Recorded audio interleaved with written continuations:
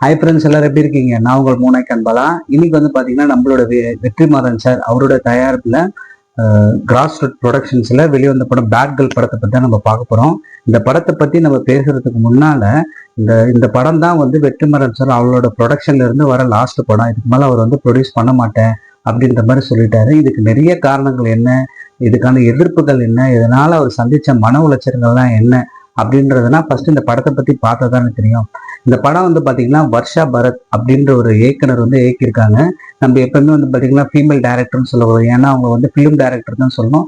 But இருந்தாலும் இந்த படத்துக்காக ஒரு ஃபீமேல் டைரக்டர் நம்ம வர்ஷா பரத் அவங்க இயக்கிய படம் தான் பேட் கேர்ள். இந்த படம் வந்து என்னன்னா, ஒரு பெண் அவங்க ஸ்கூல் டேஸ்ல இருந்து அவங்க என்னென்ன விஷயங்கள் வந்து அவங்க சந்திக்கிறாங்க, அவங்களோட லவ் ஸ்டோரி, அவங்களோட வந்து லைஃப் ஸ்டைல வந்து என்னென்ன விஷயங்கள்லாம் இப்ப இருக்கிற விஷயம்லாம் அவங்க கிராஸ் பண்ணி அவங்க வந்து இதெல்லாம் ஏன் நியாயமா, இது தப்பா, இது ரைட்டா அப்படின்ற விஷயத்தை தான் படம் ஃபுல்லா சூப்பரா வந்து கொண்டு வந்திருக்காங்க. கடைசியில அவங்க லைஃப் என்னவா ஆகுது அப்படின்றத இந்த படத்தோட கதை. இந்த படத்தை வந்து நான் சிம்பிளா சொன்ன மாதிரி இருந்தாலும் படத்துல வந்து பாத்தீங்கன்னா ஒரு மேக்கிங், அதோட நரேஷன்ஸ், அந்த படத்தோட ஸ்பீடு இதெல்லாம் பார்க்கும்போது நம்ம ஃபர்ஸ்ட் சீனே மறந்துடுது. அந்த ஃபர்ஸ்ட் சீன் வந்து கடைசியில அவங்க வந்து காமிக்கும் போது ஆமலாம் இதுல இருந்தா படம் ஆரம்பிச்சிச்சு அப்படின்ற மாதிரி வந்து படத்தை வந்து சூப்பரா எடுத்திருக்கிறாங்க. படத்துல வந்து நம்ம நிறைய இந்த ஸ்கூல் டேஸ் ஆகட்டும், ஒரு காலேஜ் டேஸ் ஆகட்டும், ஒரு ஆஃபீஸ்ல போனா எப்படி இருக்கு அப்படின்றதெல்லாம் சூப்பரா எடுத்திருக்காங்க. இப்போ வந்து ஒரு பசங்களோட ஒரு லவ் ஸ்டோரி, அவங்களோட லைஃப் ஸ்டைல் ஸ்கூல்ல இருந்து காமிச்சோன்னா அவன் குடிப்பான், அப்புறம் அம்மா அதட்டுவாங்க, அப்புறம் ஒரு வேலைக்கு போவான், அதுக்கப்புறம் லைஃப் செட்டில் ஆயிடுவான் அப்படின்றது தான் நம்ம பசங்களோட சைட்ல பார்த்துருப்போம். பட் ஒரு பெண் வருஷன்ல இருந்து பார்த்தோம்னா அவங்க வந்து ஒரு பசங்க இருக்கிற மாதிரி இப்ப இருக்கிற ஜாலியா இருந்து அவங்களுக்கு இதே மாதிரிதான். அப்போ அவங்க வந்து சும்மா குடிச்சுக்கிட்டு லைஃப்பை வேஸ்ட் பண்ற டைம்ல இன்னொரு ஃப்ரெண்ட்ஸ் வந்து பார்த்தீங்கன்னா அவங்க லைஃப் செட்டில் ஆகிட்டு ஒரு குழந்தை பிறந்து அது ஒரு ஜேர்னி இப்படின்ற நிறைய விஷயங்கள் இருக்கு. கடைசியில் ஒரு கேள்வி வருது, நான் ஏன் இன்னும் இப்படியே இருக்கேன் அப்படின்றது தான். இந்த விஷயத்த வந்து நம்ம ஓரலா சொல்றதுக்கும் படத்துல அவங்க சொன்ன விதத்துக்கு வந்து பார்த்தீங்கன்னா மிகப்பெரிய பாராட்டு தான். இந்த படத்துல முக்கியமான விஷயம் வந்து என்னன்னா, அவங்க எடுத்திருக்கிற ஒரு ஸ்டோரியே வந்து பார்த்தீங்கன்னா ஒரு ஆர்த்தடாக்ஸ், அதுவும் பிராமின் ஐயங்கார் ஃபேமிலியில இருந்த ஒரு பொண்ணு வந்து எப்படி லைஃப் இருக்கு அப்படின்றத படத்தை வந்து அவங்க தைரியமா எடுத்திருக்கிறாங்க.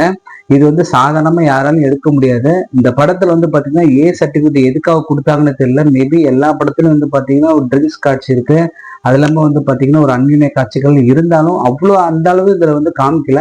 பட் அது வந்து ஒரு பெண்கள் சம்பந்தமான விஷயம்னால சர்டிபிகேட் கொடுத்தாங்களா அப்படின்றது தெரியல. நம்ம அதிகமா இதுல தலையிட விரும்பல. பட் ஆனா ஒரு ஃபிலிம் மேக்கர் வந்து எவ்வளவு பிரேவா இருக்கணும், அதை எப்படி ஸ்கிரீன் பிளே பண்ணி மக்களுக்கு அதை கொண்டு போகணும் அப்படின்றதான் பார்க்கணும். இந்த படத்தை நான் போயிட்டு தியேட்டர்ல பார்க்கும்போது பாத்தீங்கன்னா இந்த படத்தோட டைரக்டர் பார்த்தேன். பட் அவங்க வந்து ஆடியோ லான்ச்ல பார்த்ததுக்கு ஸ்டேஜ்ல வந்து நம்ம கூட அந்த ஸ்டெப்ஸ்ல நிக்க பார்க்கும்போது இவங்க இந்த மாதிரி ஒரு படத்தை எடுத்தாங்க அப்படின்ற மாதிரி ஒரு மிகப்பெரிய ஆச்சரியத்தை உண்டாக்குனுச்சு. படமே வந்து தியேட்டரே பயங்கர வைபா இருக்குது. கண்டிப்பா வந்து யூத்துக்கு வந்து மிகப்பெரிய ஒரு அட்ராக்ஷன் படமா இருக்கும். இப்ப இருக்கிற எல்லாரும் போய் பார்க்கலாம், ஆனா பட் இது சர்டிபிகேட் படம்னால கண்டிப்பா இந்த படத்தை போய் நம்ம போய் பார்த்தோம்னா நமக்குள்ளேயும் மிகப்பெரிய ஒரு சேஞ்சஸ் வரும். நம்ம லைஃப் இப்படிதான் கொண்டு போயிட்டு இருக்கோமா அப்படின்ட்டு. இது வந்து முக்கியமான ஒரு பாராட்டு, ஒரு வேண்டுகோள்னா வெற்றிமாறன் சார் எப்படியாச்சும் வந்து நீங்க வந்து மனசு வச்சுதான் இது மாதிரி ஒரு படம்லாம் வந்து தயாரிக்க முடியும். அப்கமிங் டைரக்டர்ஸ்க்கு ஒரு சப்போர்ட் பண்ண முடியும். அவர் ஏன் இது மாதிரி பிரச்சனை சந்திச்சாரு, இதுக்கான என்ன காரணன்றத நம்மளுக்கு வந்து விசாரிச்சு கண்டிப்பா எப்படியாச்சும் அவர் வந்து அடுத்த படத்தை வந்து கொண்டு வர வைக்கிறோம். சரி, மீண்டும் ஒரு நல்ல வீடியோ உங்களை சந்திக்கிறேன். நான்